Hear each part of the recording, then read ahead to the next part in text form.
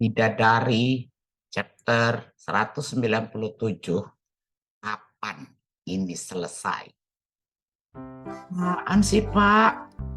Aku lagi sakit dan aku lagi nggak pengen pegang sendok. Rasa-rasanya sudah paling benar tadi aku tuh nggak usah ikut campur. Dia mau sakit, mau apa, dan aku harusnya telepon aja dokter Alif.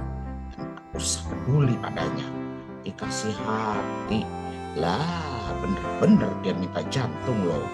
Kesal dan gemes hati Aida. Makanya dia berusaha untuk menguatkan dirinya menjawab dan menolak keinginan Reiko.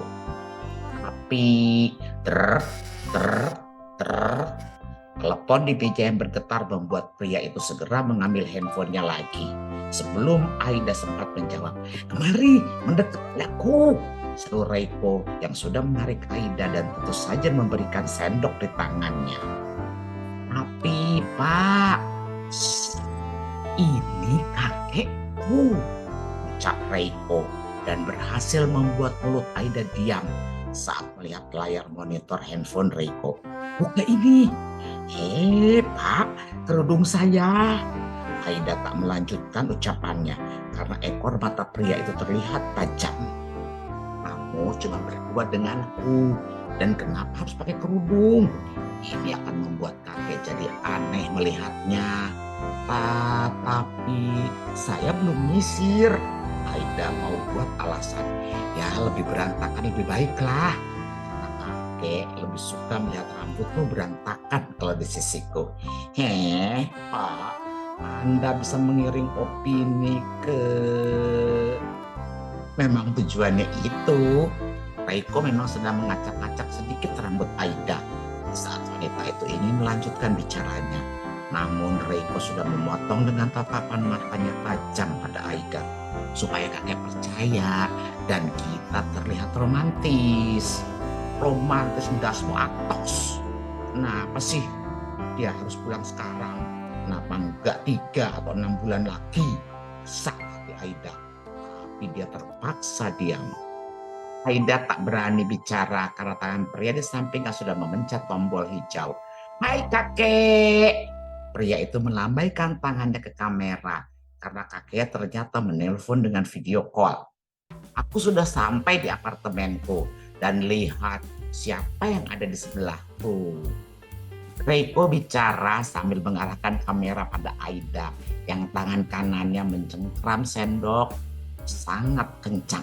Tapi bibirnya berusaha tersenyum meskipun hatinya tak berhenti mengumpat karena wah, buat apa dia mengerangkulku dan kenapa mengecup pipiku? Bisik hati Aida yang berusaha untuk mengatur emosinya berbarengan dengan pasti nelpon karena ingin mengganggu kami berdua kan? Dengan semena-mena Reiko malah menempelkan kepalanya di sisi kanan kepala Aida. Seakan-akan kepala mereka menempel dan dia tersenyum memandang ke arah layar monitor kameranya. "Aha, aku hanya penasaran saja. Apa kamu sudah pulang ke rumah dan menemui istrimu?" "Ya sudahlah kakek. Kemana lagi aku harus pergi? Kalau aku nggak pulang ke rumahku dan ketemu istriku, aku juga sudah merindukannya." Wah, bibirnya itu loh, ampun. Ketemu aku, dia juga karena pengen minta makan dan karena pacarnya tidak ada di sini saja. Lihat, ini dia sakit dan menyusahkanku. Terus kenapa juga dia harus memainkan rambutku sih? Gerutu dalam hati Aida yang masih berusaha untuk terlihat baik-baik saja di hadapan kakek Reiko. Aida berusaha bersabar untuk tidak komplain pada Reiko yang memang tangan kirinya itu bergerak-gerak memainkan rambutnya. Dia menarik rambut itu dan kemudian mendekatkan lagi tangannya ke akar rambut Aida.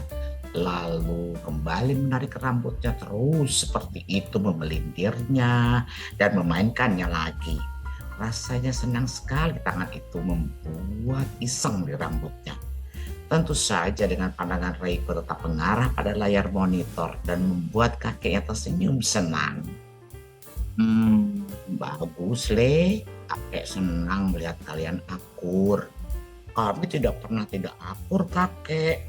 Tapi hari ini aku memang pulang ke rumah sangat menyusahkan istriku, kakek. Reiko memiliki ide dalam benaknya. Lalu dia menengok pada Aida sebelum kakinya sempat merespon. Pegang dulu handphonenya sebentar, seru Reiko memaksa tangan kiri Aida memegangnya. Bahkan padaku begini, kata Reiko lagi, memaksa Aida tetap membuat kamera itu menyorot suaminya. Ya ampun, dia memang benar-benar tidak tahu malu. Memerah wajah Aida ketika melihat apa yang dilakukan oleh Reiko. Ingin rasanya Aida membanting handphone itu dan mematikannya saja sebelum mengomel pada orang di sampingnya. Nah kakek, lihat nih punggungku. Ya, Reiko memang membuka pijamannya. Dia tidak pakai apapun di dalamnya. Dan dia sudah membalikan badan memamerkan sesuatu yang ada di punggungnya. Alalah, kok iso koyok ngono? Ireng kuile. Masuk angin ke dalon. Adi Wijaya sampai kaget merespon apa yang ditujukan Reiko. Aduh, sudah menunjukkan itu. Kenapa dia enggak pakai kimononya lagi sih? Malah merangkulku begini. Ya, Reiko memang membuat Aida kesal setengah mati. Karena kelakuannya yang justru mengambil handphone itu dari tangan Aida dan kembali bicara dengan kakeknya.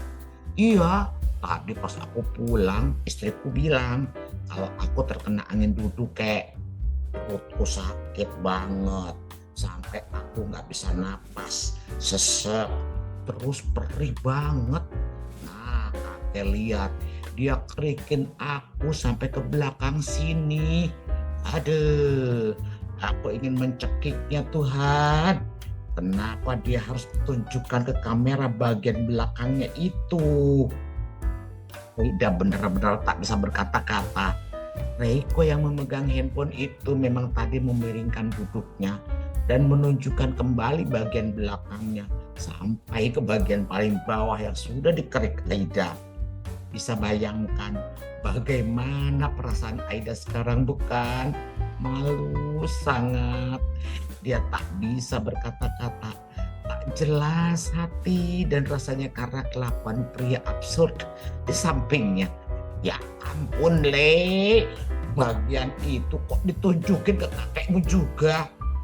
Ya, aku kan mau menunjukkan ke kakek kalau istriku itu perhatian banget, kek. Dan dia bikin masuk anginku tuh hilang. Aku dari tadi buang gas terus dan sekarang perutku rasanya normal. Enak kan, kek? Ini Reiko menatap Aida dengan senyum yang masih bisa dilihat kakeknya. Wah, makasih ya sayang. Wis, awas dia ya. Kapan si telepon ini mati? Kesal hati Aida yang dari tadi harus menerima kecupan Reiko. Tapi dia tak bisa mengomel karena ada kakeknya yang kembali tersenyum melihat kelakuan absurd cucunya. Nah, satu lagi, kek. Reiko teringat sesuatu, makanya dia melepaskan rangkulannya dari Aida. Kakek, lihat apa yang istriku buat untukku. Coba kakek lihat baik-baik. Mie godok, kek. Aku coba buat mie godok aja, tapi kenapa dia malah menunjukkan wajah yang begitu ke depan kakeknya? Aida bahkan belum bisa bicara satu kata pun. Hanya hatinya yang terus ngedumel dan menggerutu melihat tingkah laku absurd dari seseorang yang membuat dirinya ingin sekali mencekiknya. Mie godok. Iya, kek. Istriku tadi sudah mau menyuapiku saat kakek belum menelepon. Dan ini mie godok rasanya enak sekali.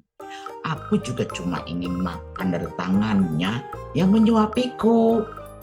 Iya, pandai sekali dia. Langsung memberikan mangkuknya kepadaku lagi. Jelas Aida tak bisa menolak. Dia hanya mencoba untuk tersenyum. Terus saja sambil mengambil mangkuk itu dan menaruh sendok ke dalamnya. Aku Kau kalau teleponnya sudah dimatikan. Kesal Aida yang terpaksa harus menyuap mie tersebut ke dalam mulut Reiko yang sudah minta diisi karena mereka masih tersambung ke telepon kakeknya. Dan jangan lupakan Reiko yang masih polosan. Dia tadi kan sudah membuka piamannya saat menunjukkan kerokan. Ini dia merangkul Aida, masih belum memakainya. Rasa mie godoknya otentik banget, kek. Rasa ini sama kayak rasa yang sering dibuat sama nenek. Aku masih bisa merasakannya dan ngangenin. Tapi seakan tak peduli, Reiko malah bercerita begitu sambil menatap mie-nya, membuat sang kakek tak bisa berkata apa-apa. Hanya melihat pada Reiko yang kembali membuka mulutnya meminta Aida untuk masukkan sesuatu yang menghangatkan perutnya. Ya sudah, lanjutkan kembali makanmu sana, Le. Kakek tutup dulu teleponnya. Yes! Hati Aida baru mau senang mendengarnya. Tapi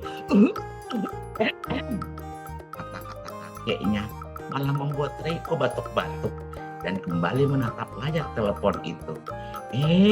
Kakek, jangan tutup dulu teleponnya. Kan aku masih mau ngobrol.